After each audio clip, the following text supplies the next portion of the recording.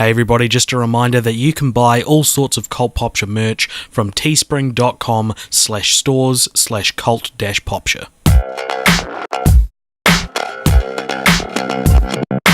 Hello and welcome along once again to the Cult Popture podcast. You're joining us for the third leg of the hardest race I've ever done in my life. This is the third episode of an ongoing series of film franchise Fortnights where myself and my buddy Richard, say hello Richard. Hello. Your ear buddy, if you will. Oh, stop. Because we're on the ear together. Yeah, that's true. And we're in each other's ears because we've got headphones on talking to each other. Ear buddy. Continue the franchise already. So this is our third earbud episode. God, what are we doing? If this is the first one you've listened to, maybe listen to the last two, I guess. I don't know how much sense this will make. It'd probably sound like the ramblings of a bunch of lunatics. Speaking of lunatics, we've got another lunatic on the show with us today.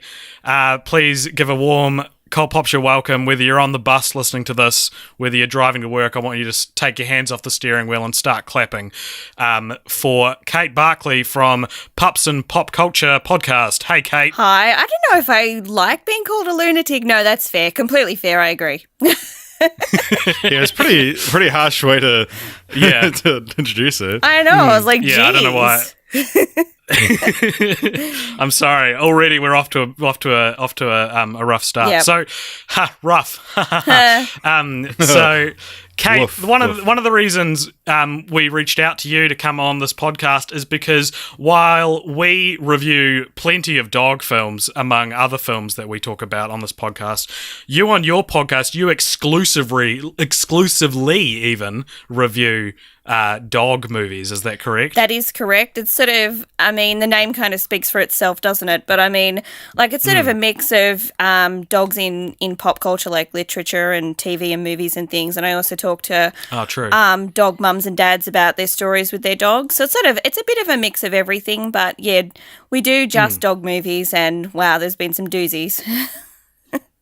I listened to one of yours recently that was on a film called The Dog Who Saved Easter, which regretfully led me to discovering there's a whole series of Dogs Who Saved X movies, which are now added to our list of films that we will probably land on at some point in the future. Probably directly after finishing Earbud. I'm excited. We're planning on doing the Halloween one, and we sort of toyed with the idea of doing summer. My co-host is in America, and she's experiencing summer at the moment, and we're definitely going to do the Christmas ones, but we're also little sad fans of Dean Cain, or maybe that's just me, maybe not her so much, but yeah, they've all got Dean Cain in them, so yeah, I'm excited. That's great. He's exactly the actor who would be in every Dog Who Saved movie. Yeah. So yeah, that's added to our list now, so that'll happen probably. We've done so many dog franchises, and this is just, it's driven me barking mad. That's good. That'll do. All right. I don't even like puns. This is what this franchise has done to me. Anyway, unlike the last week where we had to review 7 talking dog, talking puppy movies, this week, thankfully, we only had to do 2 films, and those films were the Santa Paws films, which of course consist of The Search for Santa Paws and Santa Paws 2, The Santa Pups. I'm here, guys. I'm present. So the Santa Paws films are prequels to the 4th Ear Buddies film, Santa Buddies, which details the adventures of Santa's dog and his friends. Well, it kind of does. That's what they should be about, but I don't know if that's really what they are about. It's also important to note that these films were released concurrently with the Ear Buddies films. The first film coming out of the year after Santa Buddies, and the second film coming out the same year as Treasure Buddies. So we didn't go from the Buddies into the Santa Paws movies. They were at the same time. And they're also both directed by our man Robert Vince, who's broken his own record for director who's directed the most films that we've covered on this podcast. Our boy. Yeah, our boy. I don't think anyone can ever beat him as well. No, I think you look at his Wikipedia page and it's a sight to behold. So yeah, the series. This series is the first time on the podcast that we have covered a spin-off series to a spin-off series, as this series is a direct spin-off to Ear Buddies, which in turn is a spin-off to Ear Bud. This is also our 8th dog-themed franchise and our 5th dog-themed franchise in a row, though this one and the one before it were intentionally chosen by us, so this is more of a statement on how many dog movies there are than like a statement on like the cosmic nature of this podcast. It's not a complete coincidence, but it's close. And also, this is our second time doing a prequel on the podcast. Is it really? Is it only second? Well, there was Monsters University. I can't maybe think of. I mean, some of the Freddy vs. Jason movies were out of order, but I don't know if that's yeah, like Jason X is like a distant set, and then it flashes back. Yeah. But some of the Godzilla does that as well. Destroy All Monsters is like the 6th one, but then all the ones after that take place before it. Yeah. What do you think of the extended mythology of our podcast, Kate? Having listened to every episode, of course. No, I'm glad it's not me. Well, I don't know, because while you only have to like consume one piece of media per podcast, they're all like I loathe dog franchises now. So Yeah. they're all just, they all descend into this by the numbers yet somehow profoundly strange. It's always the same film over and over again. Yeah. It's dogs all the way down. Yep. I don't know how you managed to watch all those Air Buddy movies. I listened to your podcast on the Air Buddies and I was like, oh my God, I could not watch. What was there, 7? 7 in a row? Oh, no thanks. No thanks. Yeah. Oh, yeah. And they vary wildly in quality, but they're also all not that great. Mm-hmm. So it's varying from like 30% to 0%. Yeah. And having to watch one a day as well. Yeah. Nope. Yeah, because that's right. Even though this is film franchise Fortnights, we're doing it weekly to get through Ear Buddies so that we're not doing it for 2 months. Yeah. And I've kept a list of every film I've watched this year, and the last film I watched before we started this was Jurassic World Fallen Kingdom. Mm-hmm. And the only non-Ear Buddies, Ear Bud related movie I've watched since that is I went to go see Skyscraper 2 nights ago. Nice. And everything else has just been Ear Bud.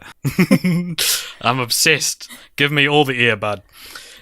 So the first film in the Santa Paws series that we watched, I guess, was called The Search for Santa Paws, and that came out in 2010, directed by Robert Vince. No Rotten Tomatoes critic score, as per usual with these kinds of films, but it does have an audience score of 62%. Now, Kate, would you do us the honours of kind of like telling us what this film is about? Would you be able to do that for us? Oh, I'm bad at summarizing films. I just go straight to IMDb. But look, I mean, basically what I was thinking is this is like a Christmas-themed Annie ripoff with dogs. Yeah. Pretty much. Way to put it. Yeah. But no, I mean, so like, I'm struggling. Hang on 2 seconds. Can I bring up the... That's okay. I'll bring up this. I'll just throw out random words and see if they jog your memory. North Pole. Santa. Santa. Dog. Stuffed dog. Did you say banter, AJ? I said Santa. You're like banter. Banter. The banter between Santa and Santa Paws is amazing. Doing it for the lads. Yeah. So, absolute unit. The one summary that I did read that basically sums it up: Santa Claus and his faithful companion Santa Paws leave their chilly home in the North Pole on an important mission. They must persuade the heir of one of their greatest benefactors, toy store owner Mr. Hucklebuckle, to continue his grandfather's good works. But I mean, like, there's this whole weird Orphan Annie plot going on, and I was just like, I told you I watch these every Christmas, and I think how I get through them is I probably don't watch them. I just kind of have them on in the background. Let's go back to what you just said. So you've seen these movies more than once? Wait, should I not admit to that? Wow, no, I just can't fathom doing that. So I am in awe, I am fascinated and a little bit intimidated that you're able to do that. Well, I like cheesy Christmas movies, but watching this is them something else though. Yeah.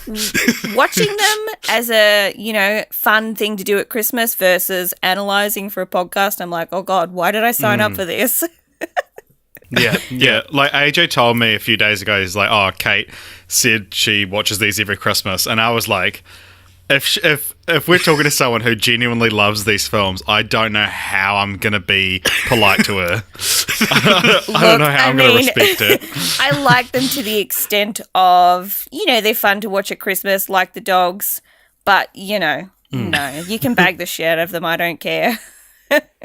Okay. Interesting. So have you seen Santa Buddies as well? I have, and I was kind of confused and continue to be confused at the continuity between them. Oh, do not worry, we will get to that. That was a great synopsis. Thank you, Kate/IMDb.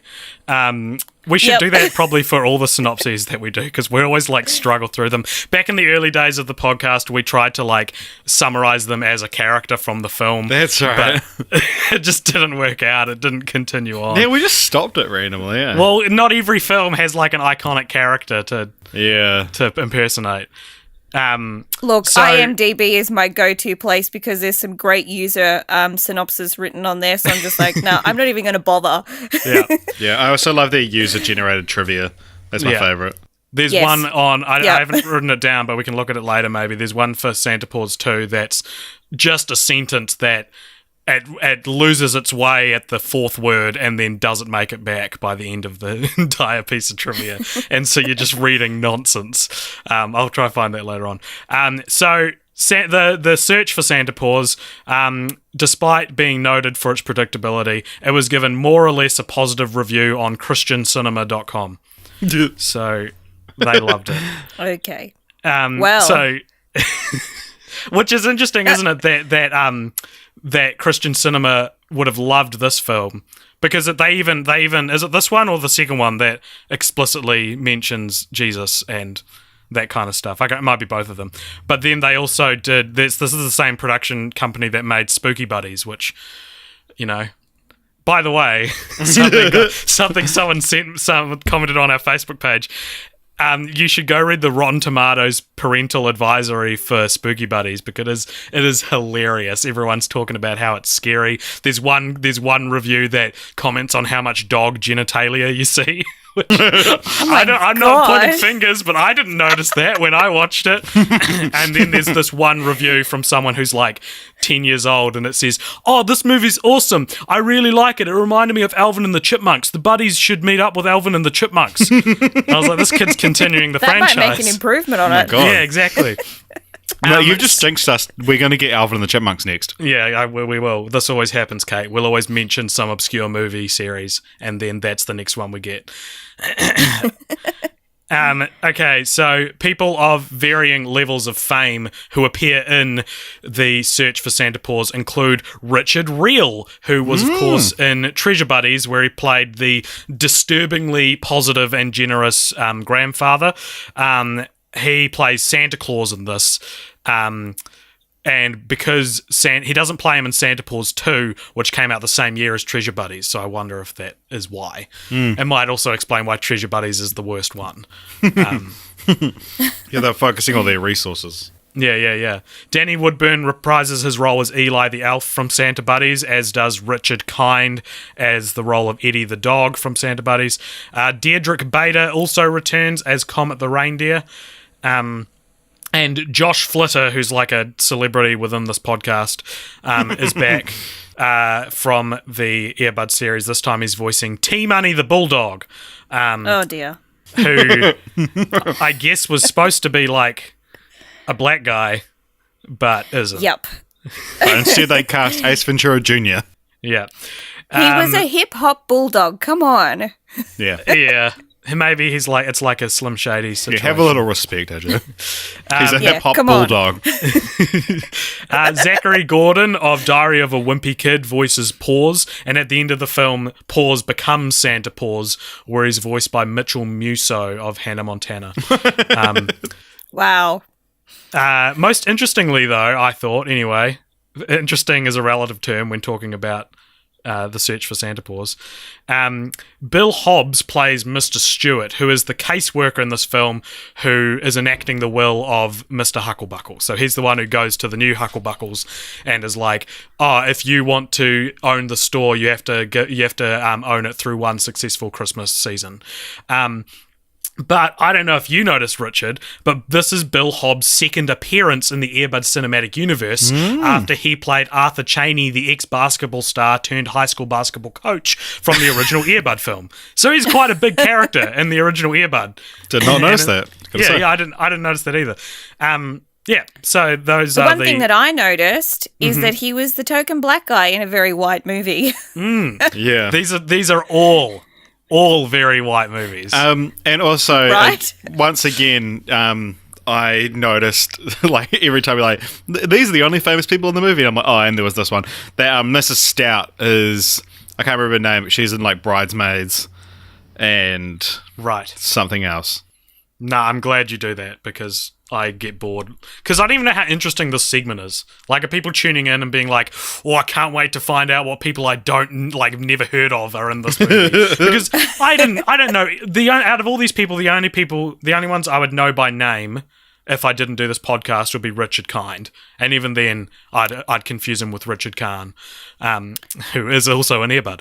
I only know him by face. Yeah, So yeah, exactly. I looked him up and I was like, oh yeah, I know that guy. He's been in a ton of stuff. The only person that I know in this movie, in the first one, by name is Bonnie Somerville. So, I mean, she's sort of like a B-grade actor.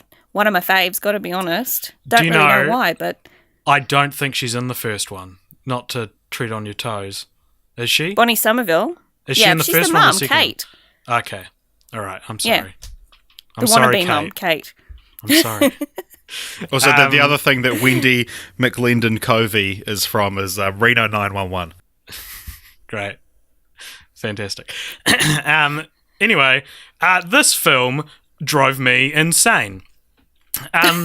We've watched a lot of movies for this podcast that weren't aimed at our demographic, but watching this movie nearly gave me like a profound mental breakdown.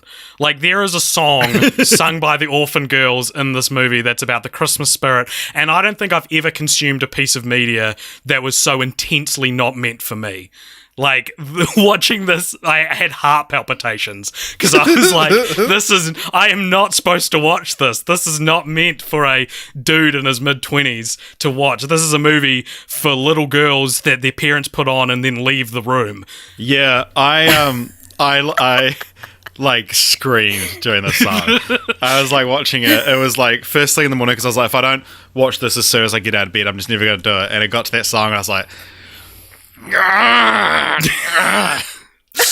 it is like my jaw dropped when it gets so I'm gonna sing a part for you now. Oh dear. This is how the chorus goes. So they're all dancing around the orphanage singing about Christmas spirit, and the chorus goes, there'll be laughter, there'll be song, we'll go caroling all night long. But you're not like properly capturing the fact that like none of the girls can hit that high note. It's like we'll go carrying on night long. It is insane. And then what's the next? It's like, I believe in Christmas, I believe in love, and it's like it's actually like these two movies were harder to watch than any of the Air Buddies movies. Yeah, this movie was the hardest it's ever been to get through a film. Oh my god! Kate? What did you think? Wow, I'm afraid to say anything now. She's like, that song's my ringtone. Maybe because I have maybe the mentality of a 12-year-old girl. I liked it. I don't know. I liked it in the sense that that it's very effective. like in a way, it was so staggering that I was like, I'm enjoying myself because this is like someone made a parody of a hard to watch movie and made me watch it. Yeah.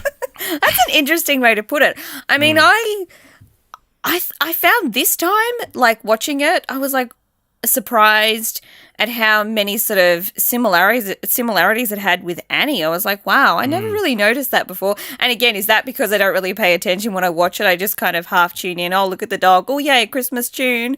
That kind of thing. But it really surprised me. It really surprised me. I haven't actually seen Annie.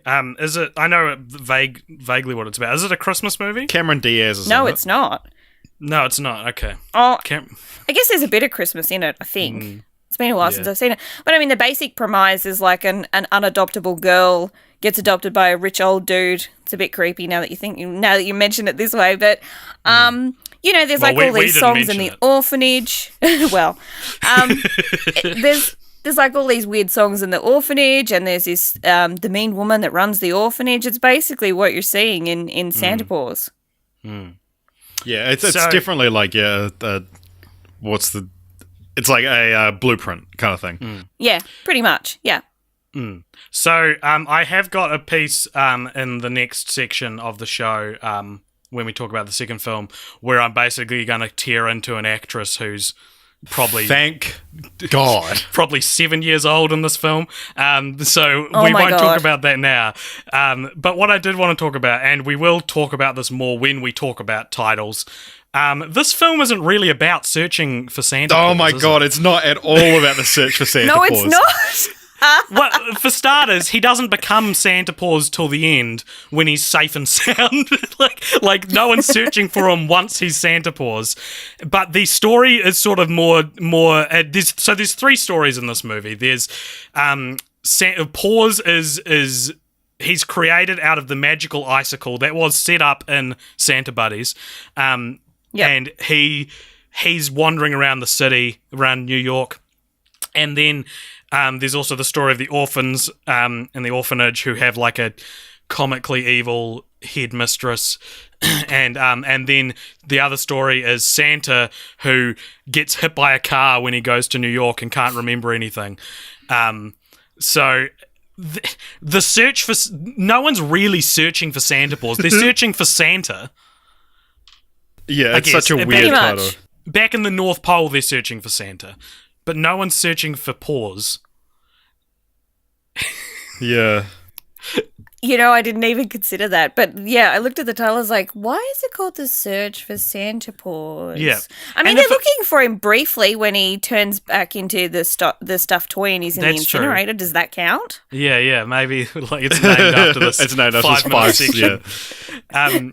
Yeah. And it's funny because like if it was the Legend of Santa Paws, right? It's just as generic, but it's not as specific, so it's fine. Return of Santa Paws. Yeah, they picked the specific word that makes it not work, and that is search. All right, so that was... What did you guys have anything else you wanted to comment on the first Search for Santa Paws movie? Oh God, I've got so much to comment on. Please, go ahead. I think one of the things that, like, obviously with these movies, they're just, the plots are so contrived, but from the get-go, when, the Huckles or the Hucklebuckles are talking about kids and stuff, and there's an orphanage, I'm like, oh God, how many of these orphans is she going to get? How many is she going to adopt? Yeah. It really, really annoyed me, that bit. The other thing was the tone was like a bit 50s, like the outfits and stuff in a modern world. Did you guys notice that? Well, it is a prequel, so... but it's set in it's not set in 1950. It's set in a modern era. Yeah.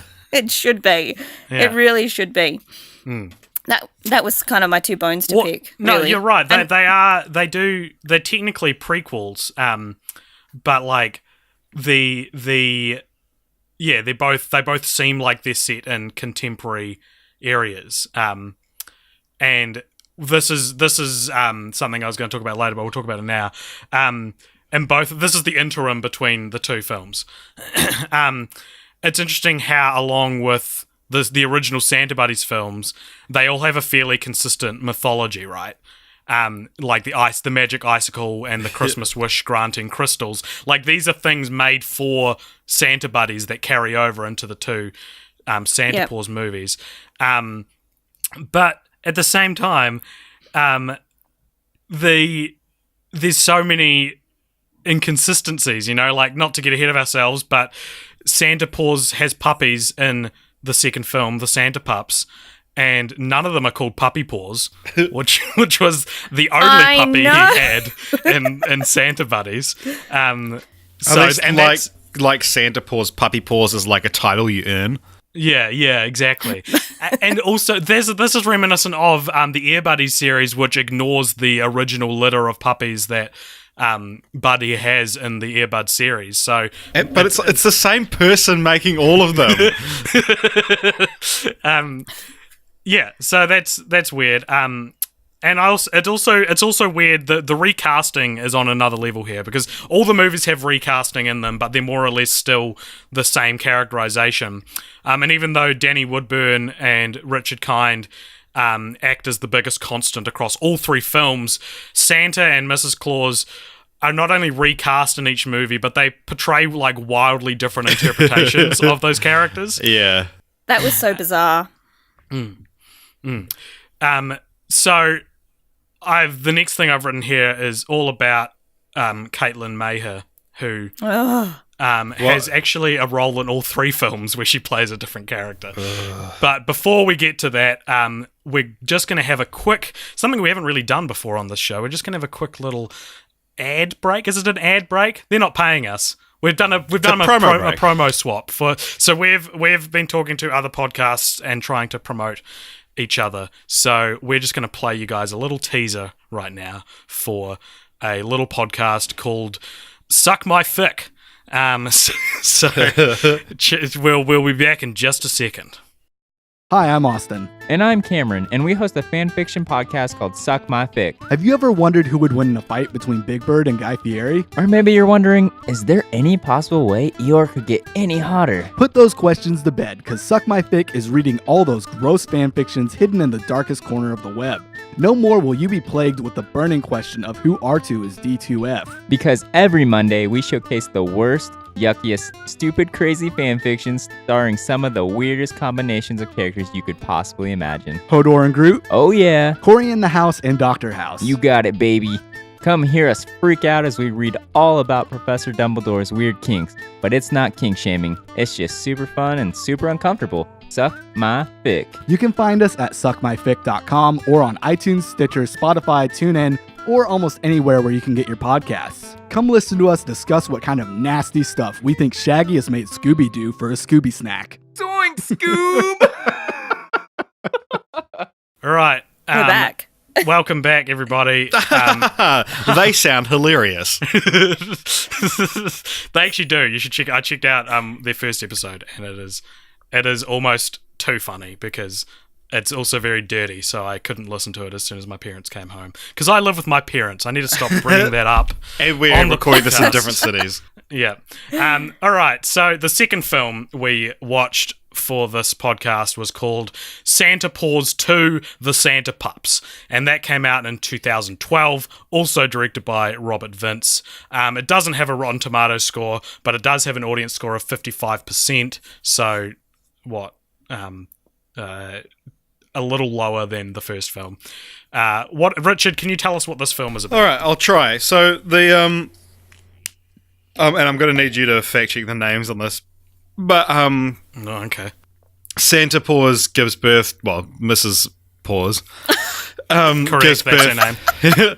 gives birth to 4 puppies, 3 girls and a boy. And can you give me their names and personalities? Okay, so no, their names are Noble. Noble's the dude. Oh yeah, there's Hope, Charity, and Chastity. Oh, you're gonna make me look up Santa Paws 2 again. Yeah, so he has puppies. It was the singing one, wasn't it? Is it what? Aren't they all singing? Oh yeah, Jingle.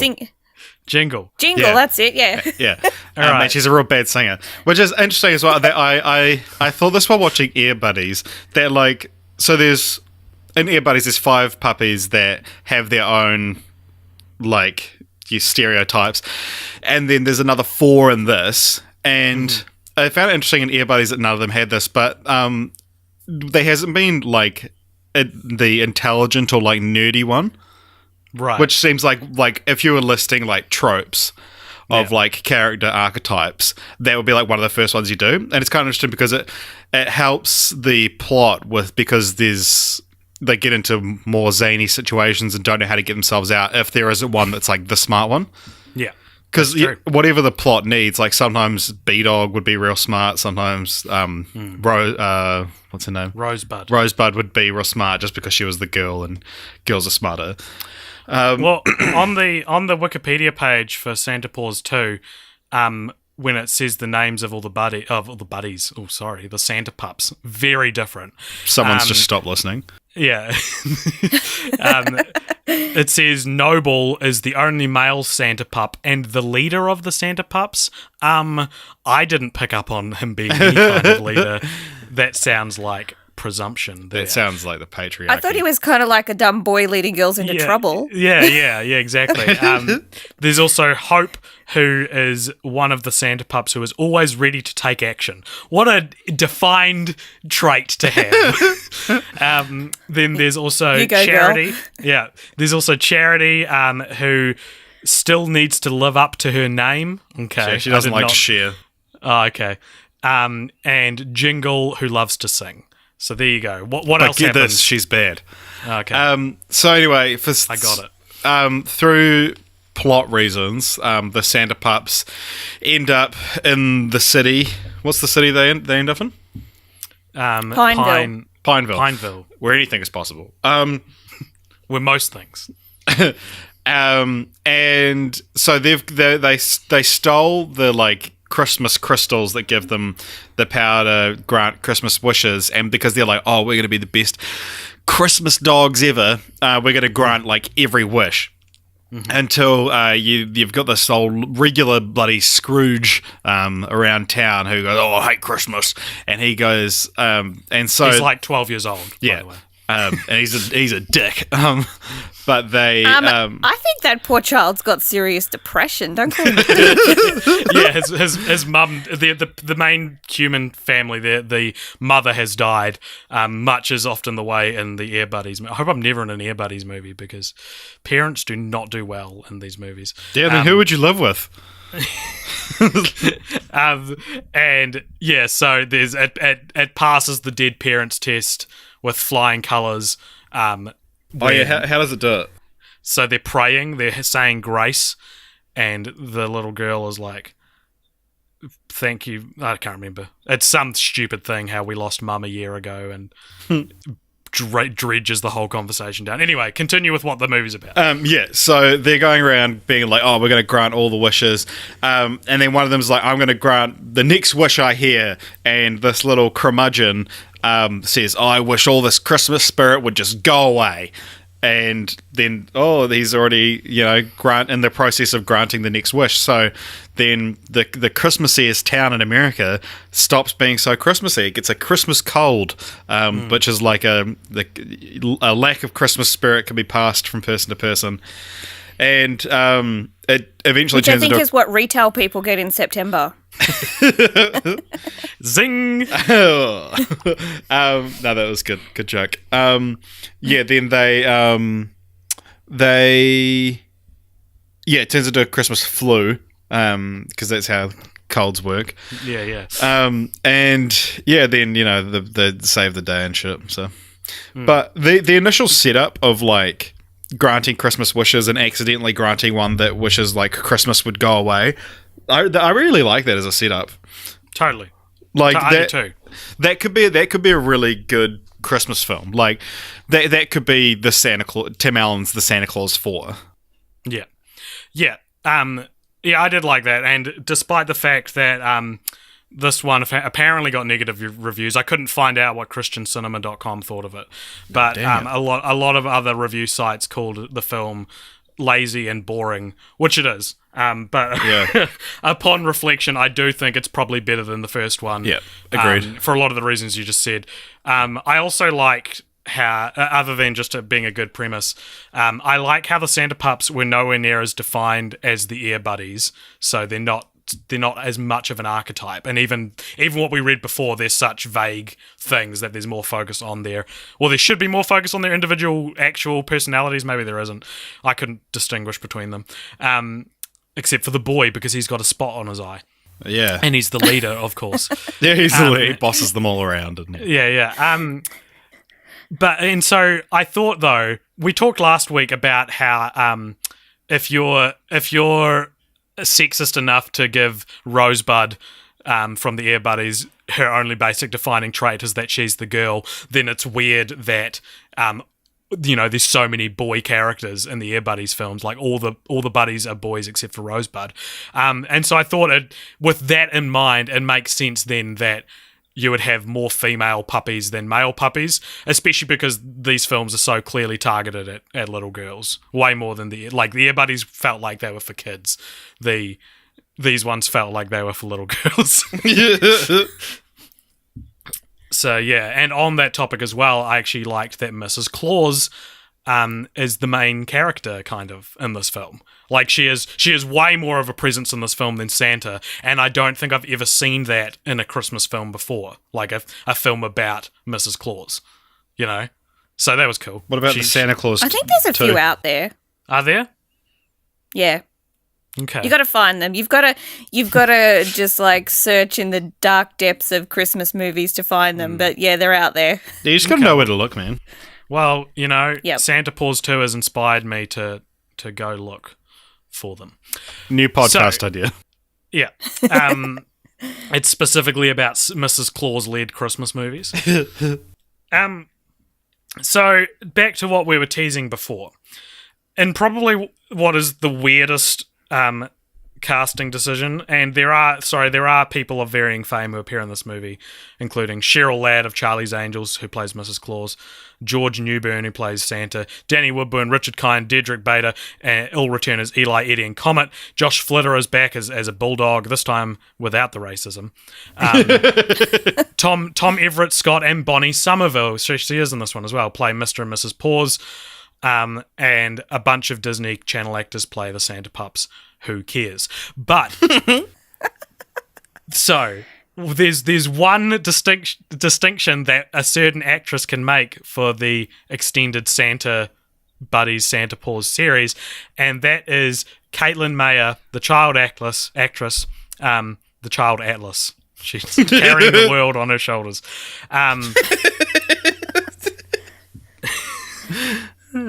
She more or less plays the same character in both the first and second Santa Paws films, but they're inexplicably different characters. And she has the distinction for being the only person that I could find who's in all three Santa Buddies, Santa Paws 2, who not only plays different characters, but transcends the voice actor barrier to be an on-screen actor, as well as playing different characters and being in 3 films.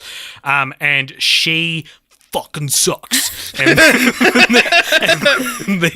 these movies. So I looked her up, and she won like America's Got Talent or something, and she's got an album, and I'm sure she didn't win. No, she competed. Oh, okay. She didn't even do that well. I'm sure she's a wonderful girl, but she's 14 now. Oh God! Like, so in the first film, she's barely acting. She responds to things like this. So the first film was more just this is she's not trying or doesn't know how to act, I should say, because it's not necessarily her fault. But in the second film, oh my God, she's trying this time. And it's even worse. She's trying so hard, but it's all for naught. She talks to Mrs. Claus in Santa Paws 2 after Mrs. Claus hears her singing about her dead mum in a song called Blue Christmas. That's like, this isn't a cheery song you would broadcast out to the entire town. But so Mrs. Claus hears her singing, and she's like, "Oh, who taught you to sing?" And Sarah says, quote, "My mummy, she sings with the angels now." I watched this at about 1 a.m. last night, and I nearly woke everyone up because I went.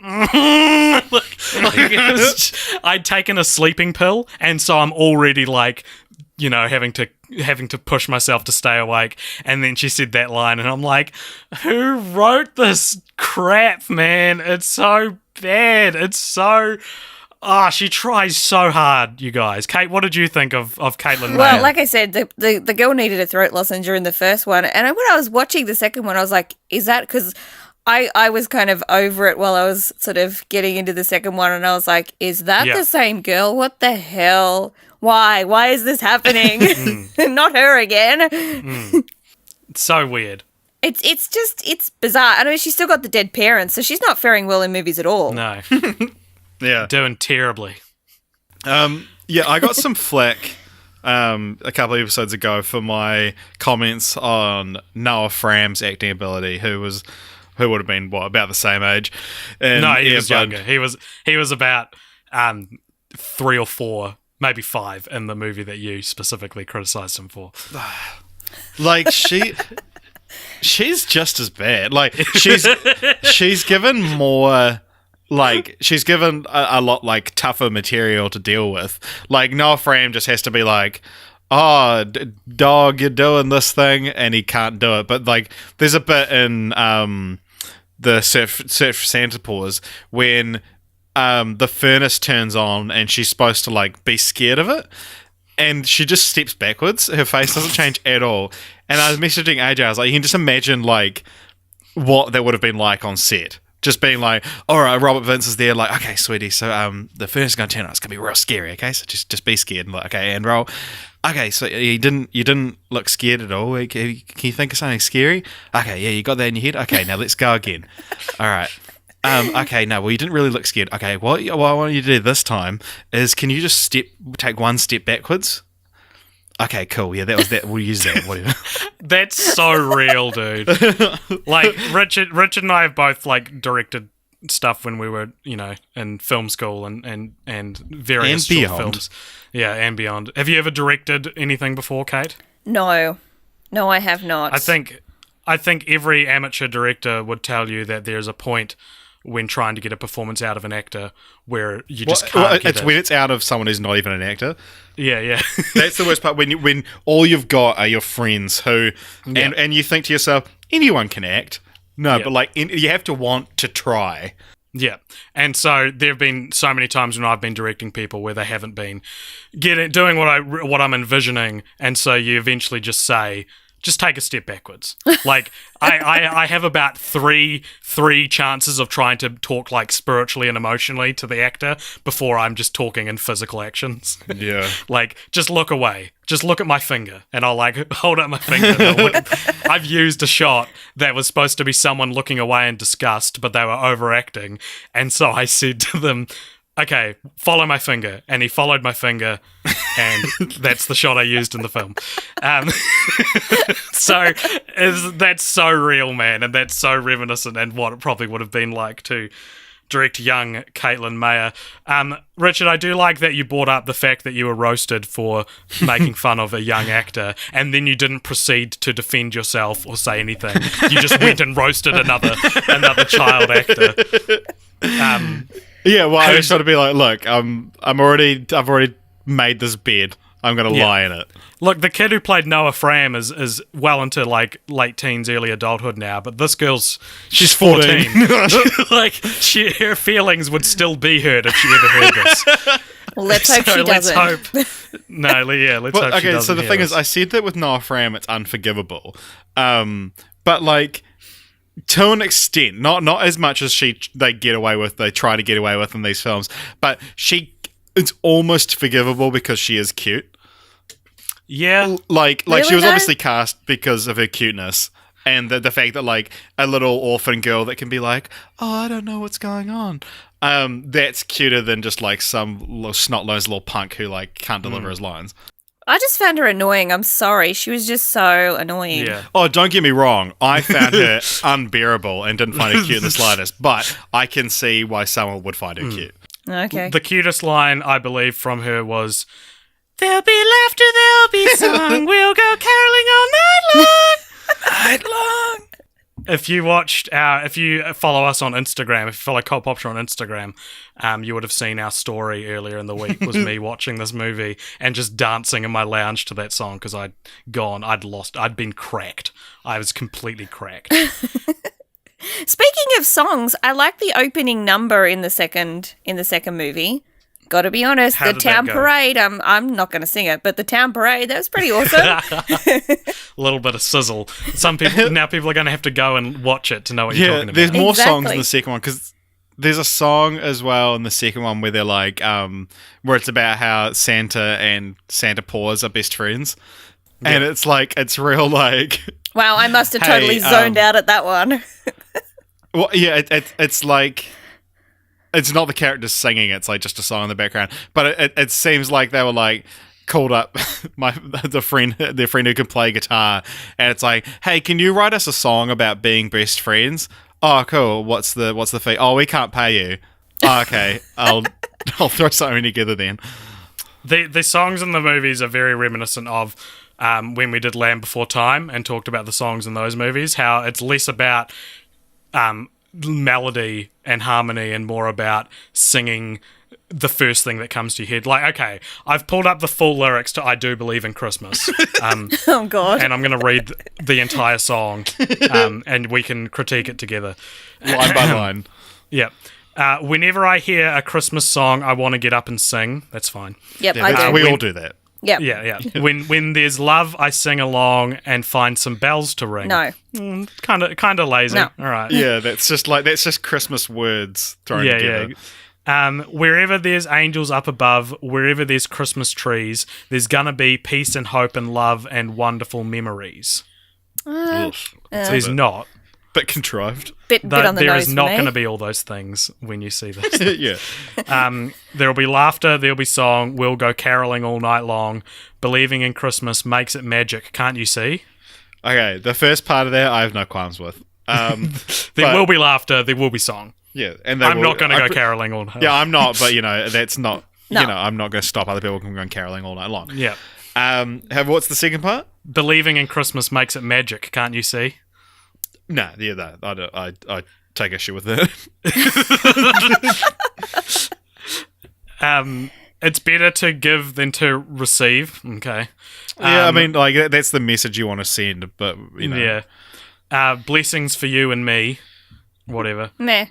Staying up late on Christmas Eve. Will there be presents for me? See, I'm an old lady. I just do not want to stay up late any night, so no thanks. Yeah, I get in bed as early as I can so that I Yeah. can sleep. It'll Interesting. be Christmas. Interesting, there are three lines before this. It says it's better to give than to receive, and then it says, will there be presents for me? Well, it shouldn't matter, should it? No, it shouldn't. That's exactly right. Yeah, will I have presents to give? There'll be laughter, there'll be song, we'll go caroling all night long. Believing in Christmas makes it magic, can't you see? I do believe in Christmas, I believe in love. As sure as there is Santa ringing sleigh bells up above. I don't know that Santa actually rings the sleigh bells. No. I think it's just wind resistance. Yeah. We do believe in harmony and family and good cheer throughout the year. Okay, that's your prerogative. Oh well, then why is Christmas so special, eh? Yeah. Whenever there's hope in the air, whenever we light the tree, whenever there's love in our prayers, that's Christmas time for me. Any Right. comments? Okay. So Christmas time's like a state of mind. Yeah. Okay, that's an interesting development. I don't think the song is saying anything. It's almost like one line was written by a different person. Like they were like, here's the word you have to rhyme it with at the end. No, yeah, one person's just like, what if we throw in it's better to give than to receive, even though the rest of the song doesn't. It's Yeah. all about receiving. Yeah. Whenever I hear a Christmas song, I want to get up and sing. Whenever there's love, I sing along and find some bells to ring. There'll be laughter, there'll be song. We'll go caroling all night long. Believing in Christmas makes it magic, can't you see? For you and me, I do believe in Christmas. I believe in love. And I think it's just the same thing over and over again. Yeah. I do So that's the gist of it. believe in Christmas. I believe in love. I believe. Can you do like I believe in love? Like real meatloafy, real like power ballad. I do believe in Christmas. I believe in love. That would make it a little better. As sure as there is Santa ringing sleigh bells up above. That's beautiful, man. Thank you. Wow. All right. What if it was? Well done. Let's sing it like Creed. And then, there'll be laughter, there'll be song. I believe in love. I will hear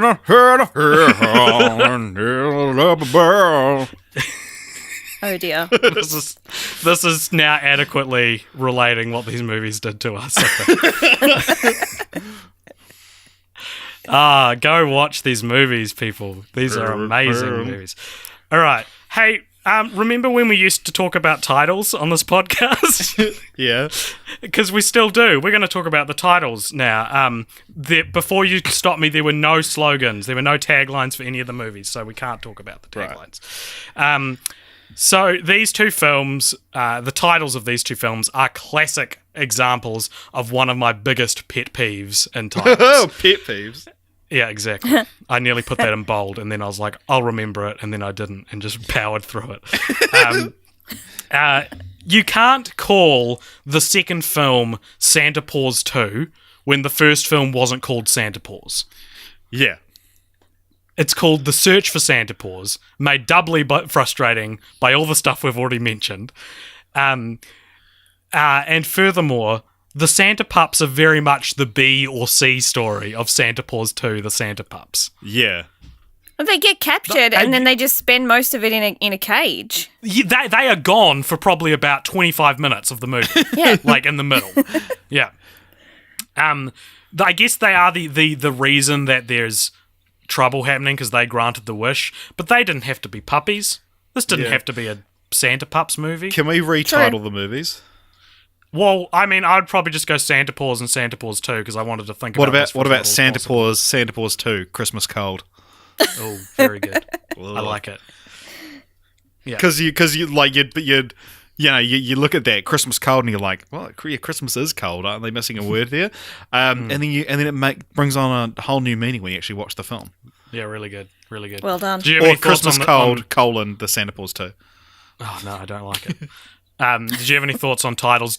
This is something we bring up with guests, and I forget to mention how just pedantic I am about titles, but I understand that that's not shared by every person in the world. So what did you think, Kate? Well, I honestly thought that the first one just was called Santa Paws. I mean, so, you know. So the second one kind of made sense, but yeah, like when the Santa Pups aren't even in the movie, I mean, they are, but like halfway through, they're just gone. It's like, it's not really a movie about them, is it? It's a movie about how young Sarah's mother is singing with the angels now. Yeah. You know. And how badass of a female character Mrs. Claus is. Yeah. Well, see, I found this movie kind of like a mishmash ripoff of Mary Poppins and The Sound of Music. Again, I'm just like, what is going on with these movies? Yeah. Well, and as well, so Mrs. Claus becomes Sarah's like nanny because they're looking for a new mother surrogate. I completely forgot about that storyline. Yeah. But in traditionally, and I'm not saying they had to do this, but traditionally the father would fall in love with the mother surrogate, right? Yes. But Mrs. Claus is already married, so they stay away from that storyline. But maybe that would have been more... Imagine cuckolding Santa Claus. Oh, I was going to say Imagine being the guy who did that. made Santa cuck. Santa cuck. I completely forgot about that storyline. But the first one actually has a kind of another cool storyline of like that we didn't really talk about. That like the actual Santa ends up becoming like a mall Santa at this toy store and becomes renowned across the whole town for being like real good. But then Richard real good. Yeah. And yet the store still only makes 1 cent profit. Yeah, okay. Did you guys get that? Because I didn't. okay, so basically, when Mr. Hucklebuckle gets his dad's will and finds out that they have to lead it through a financially successful Christmas season, They have to look make back- a profit, yeah. They have to make a profit. They look back at the past, 10 years or something, and see that every year they've only ever made 1 cent. And he's like, "What's going on there?" And then in the film, as real Santa becomes the immoral Santa and starts, being really good at it, they start giving away toys to the needy and the orphans and stuff like that. So the reason they only made 1 cent is because they took nothing for themselves and made enough to have a profit, but did you notice? not enough. Did you notice Mr. Stick Up His Butt Hucklebuckle was like, we can't give away a toy with every purchase, and then he changes it to when you purchase $100 plus worth of toys. I'm like, wow, you're a No, Christmas I didn't Grinch. notice that at all. Yeah. What the hell? He did. That's too. The That's writers. still a good offer. No, but the is. writers thought about it too much. Yeah. Making Yeah. it cost anything is like realistic, but not charming and whimsical. Yeah, but like it seemed like there was an aha moment that I missed when it realized how it was exactly 1 cent every time, or like he could cooked his books. Oh, because his dad would have done the same thing and given out heaps of free toys. Yeah, right. But still, even then, like you've now got you adopt 2 orphans at the end of the film. Like now you've got a family to provide for. You can't run a toy store that makes 1 cent a year. Yeah, it's going to fall within a month. Yeah. All right. So the last segment we've got for the show today, everybody, is continue the franchise. This is where we all pitch a sequel or some way to, for whatever reason we'd want to continue this wonderful Christmassy franchise. As far as I can Google, there are no plans for a Santa Paws 3, nor were there ever. This is also the end of the line for strictly earbud-centered or adjacent films in the ABCU. However, because we at Cultpopture are completionists, Richard and I will be back reviewing the Pup Star trilogy next week. Which falls under the Earbud Entertainment umbrella. They're more modern. The latest one came out this year, so maybe there'll be laughter, maybe there'll be song. There'll definitely be. I think song, there's going to be 'cause it's called Pup songs. Stars. Yeah. Do you think there'll be caroling all night long? Probably not, unless it's a Christmas themed one. I don't think they are. We can hope though. So there's 3 of them, and we'll be talking about them next week. So I'll go first because Kate, you've indicated your one is going to be way more impressive. I hope so. Than what we've got written. And I hope none of us have chosen the same idea. If that happens, then we all go Popture, and we all have to come up with one together. Okay. I just made that up like it's a board game. So my Continue the Franchise is based off the wish made at the end of Santa Paws 2. So to undo the wish that that Christmas spirit has disappeared, the boy who made the wish, he wishes that Christmas spirit will be alive forever. What a We're fool. 10 years on from the events of the Santa Pups, and the entire world has been celebrating Christmas for that entire time. This is enforced by the law, with rebel factions of those who don't celebrate Christmas or who are sick of it, hiding out all over the world. It's a totalitarian post-apocalypse. It's a forced regime. It's 1984/Big Brother shit. It's forever Christmas. And neither the Santa Paws nor the Santa Pups or any of the Ear Buddies or Earbud animals appear in the film, but it is considered a sequel. Right. So that's my pitch, is that it's I been actually Christmas for like that, 10 like years. a Christmas apocalyptic dystopian Yeah. kind of thing. That's pretty cool, actually. Yeah. Thank you. All right, Richard, what have you got, bro? All right. Well, since you guys, you guys actually put some thought into it. This is like an idea that I'm almost nervous to give away because it's been like if I ever make a Christmas film, this is what I'm going to make. But it's one of those things, the pups are going to be like secondary, or like the dog is somehow going to be like secondary to this. But Yeah. I love the idea of like a Christmas movie where Santa, like maybe Christmas cheer is down or something like that, and so Santa, in like say October, goes to Pineville, and he loses weight, cuts his beard, and like dyes his hair, so he just looks like a normal dude. But he's so he looks like say Tim Allen. And then yeah, like by blending in, he's still got a bit of his Christmas magic. Maybe he's got like a little watch that tells him how much he has left. He sort of sees the commercialization of Christmas and realizes that it's not as magical to people anymore. And so he, goes on like a Christmas adventure like that. And so, but I just like the idea of like someone playing Santa, but just looking like a normal dude. Sounds like you're doing a documentary. Yeah, maybe it is. It's a found footage Santa Paws sequel. But yeah, and then the dog would, what if it's like Who is America, and Santa Claus dresses up as different people and goes and like tries to get consumers and people selling stuff at Christmas to say something embarrassing or indicting. Like Hallmark. Who is Christmas? Yeah. Sweet as. All right, Kate, I'm looking very forward to this. Oh, see, I don't think mine is as impressive as the dystopian Christmas movie now. Damn. Stop. I've gone all red. I was kind of keeping mine family-friendly, kind of modern. I thought the next sequel should be like Eli and Eddie going on a Christmas adventure.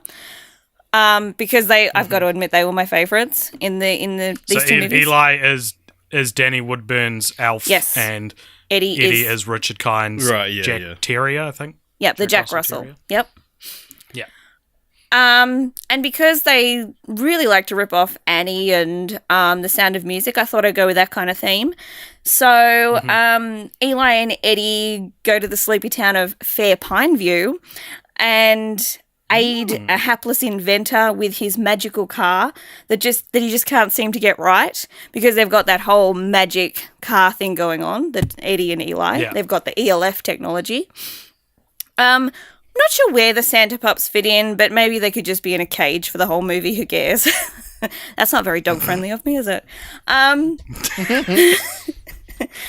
Anyway, like Scandal. The leader of the Pups''n''PopCulture podcast just okayed keeping dogs in cages. Well, they get out eventually, right? I mean, look, they're in a cage in this second movie, so come on. And it was not an appropriate size cage. Thank you very much. No, you're right. You're right. I'm sorry. So I guess the town's kind of down on Christmas cheer, like they are in all the movies, and Eli and Eddie, save the day by restoring Christmas cheer and helping the inventor create his magical car so he can reunite and have adventures with his children. And in case you can't tell, I'm going with Chitty Chitty Bang Bang here, that kind of theme. I get it, yeah. And I thought I would cast Idris Elba as the dad, because his movies Good are luck. so right. We can dream. Look, this is my sequel, So people. Idris Elba is the dad, because they're just so damn white, these movies. And I thought I'd cast his love interest as a dude, Peter Herman, because they're also very straight, these movies. I love it already. Right? So either his husband or love interest, take your pick on that one. Yeah. And just my own personal interest, Mariska Hargitay is like the evil dog catcher, because I love her very much. What's she in? She's Benson in Law & Order SVU. Oh, okay. I'll need to look her up, but go on, keep going. So yeah, I mean, that was just sort of my idea. I just wanted to modernise it, make it sort of less white, more LGBT friendly, and just Mariska Hargitay in it, because I think she's awesome. And rip off Chitty Chitty Bang Bang to keep that theme going. Why not? Very good. No, that's great. That was probably better than I thought. That was better than my forever Christmas idea. So there you go. Well, you know we're all dishing out like the compliments. dystopian thing. I'm glad you went with the car theme, because that reminded me. I teased earlier on that there's a really awfully written piece of trivia, and I just went back and found it. So this is in the Search for Santa Paws trivia section on IMDb. It says, quote, "The car from Eli," it's spelt wrong, E-L-L-I. So the car from Eli is changing into a yellow cab taxi, an ambulance, and US mail service car. Oh, yeah, I follow that. So I guess they're just talking about what happens to his magic car, but I was like, where's the 'cause trivia? They changed, his car, like, he can disguise it as anything. Yeah. And so it, like, flashes through a couple. But they were really right. old Yeah. cars. well, it's a prequel, Kate. It's set in the 1950s. When Well, are you it going to must be. fucking learn? It must be. I mean, geez. No, they mentioned video Yeah. games, and that's how the toy industry went dead. So it must be the 1950s, of course. that old biddy. All right. Wait, can I just I looked up Caitlin Mayer, and man, her Wikipedia page is so funny. Like, when she was 18 months old, Mayer's parents were worried she was not getting enough sleep. She never stopped singing. Her parents took her to the pediatrician. They found out she just loved singing. What? And then so there's a Thank section. God. There's a section called, so it's got like early life, and then it has America's Got Talent because she was on that. The next section is called The Goodwin Games. In 2013, Mayer joined the cast of Fox's new comedy series, The Goodwin Games, starring as Piper Goodwin, the daughter of Jimmy Goodwin, played by T.J. Miller. Now, have either of you guys heard of The Goodwin Games? No. I have not. It was cancelled after 7 episodes. Wow. And then the next section is called Russell Madness. Mayer is, and this is exactly what it says. Mayer is on the film Russell Madness, directed by Robert Vince, playing the voice of Grace. The film was released on February 21st, 2015. Wow. Are they related by any chance? Yeah, like, well, because I actually think she like went viral with her like audition for America's Got Talent. Right. Because I part of me actually like seems to like after looking her up and being like, yeah, she's on America's Got Talent at like their age. Because I remember there was a time when, because obviously Susan Boyle got huge, and her audition is just incredible. But my mum would always like call me into the computer room and be like, "Oh, Richard, there's a new like Susan Boyle, like they're calling this person the next Susan Boyle because it's like an unconventional person who's like talented." And I remember one of them being like a little girl, and I think it might have been her. Wow. Cool, man. But there's so many little girls. That's not exactly original. Yeah, Caitlin Mayer, get a new shtick. Yeah. Other people have got the singing little girl shtick down. Find something new. You dumb 14-year-old. We should try to get her Listen, on the podcast. Caitlin, if you're listening, this is all in good fun. You're much more famous and successful than I am, so it just stems from jealousy. Anyway, that about wraps it up for the Santa Paws films. Kate, tell us a bit more about your podcast and where we can find it. Well, I pretty much summed it up. Like I said, it's talking about dogs in pop culture. So we sort of review dog movies and talk about dog books, and just if there's a dog in it, we're going to talk about it. And I also have guests on that that share stories about their dogs. So it's sort of cross between the two of them. But people can find me at pups'n'popculture.com and at pups'n'popculture on social media, Instagram, Twitter, Facebook. And where any good podcasts are found. It's that simple. Yep. And it's Pups in Pop Culture, right? Like just the letter N. Letter Is that N, correct? yep. Yeah. Yep. So that'll be in our show notes as well. Can I guest star on the show and we talk about Cujo? A few people have mentioned that movie to me, and I'm like, I don't know. I don't like scary movies. I thought I was. What the about first Old one. Yeller? No. We are the podcasting leading experts on the Beethoven movies. So we did them. We interviewed the director of 2 of them a while ago. So Good lad. good guy he is. Anyway. Thank you very much for coming on the show, Kate. We've very much enjoyed talking to you about the Santa Paws films. And if you want to find Cult Popture, you can find us on all the same places, Facebook, YouTube, SoundCloud, iTunes, Instagram, Twitter, and you can email us at cultpoptionmedia@gmail.com. And yeah, so go check out the other podcasts we've done, other videos and stuff we've done as well if you like. And we'll be back next week with Pup Stars. Yeah, so glad. Yeah. And now to play us out, I'm actually going to download I Do Believe in Christmas and play it in its entirety as the show finishes. So see you guys next week and have a Merry Christmas. Whenever I hear a Christmas song, I want to get up and sing. Wherever there's love, I sing along and find some bells to ring. Wherever there's angels up above, wherever there's Christmas trees, there's gonna be peace and hope and love and wonderful memories. There'll be laughter, there'll be song, we'll go caroling all night long. Believing in Christmas makes it magic, can't you see? Guys, if you don't quiet that puppy, Miss Dad's going to hear him barking. You don't hear Paws talking? Don't you remember Miss Stout's rules about singing? It's better to give than to receive. Blessings for you and me. Staying up late on Christmas Eve. Will there be presents for me? No, you're not listening, Will.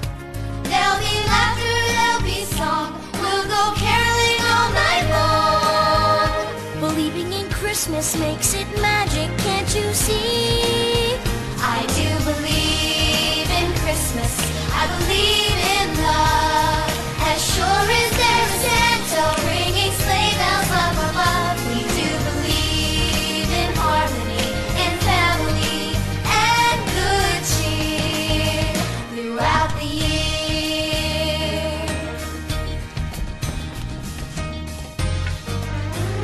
Whenever there's hope in the air, whenever we light the tree, whenever there's love in our prayers, that's Christmas time for me.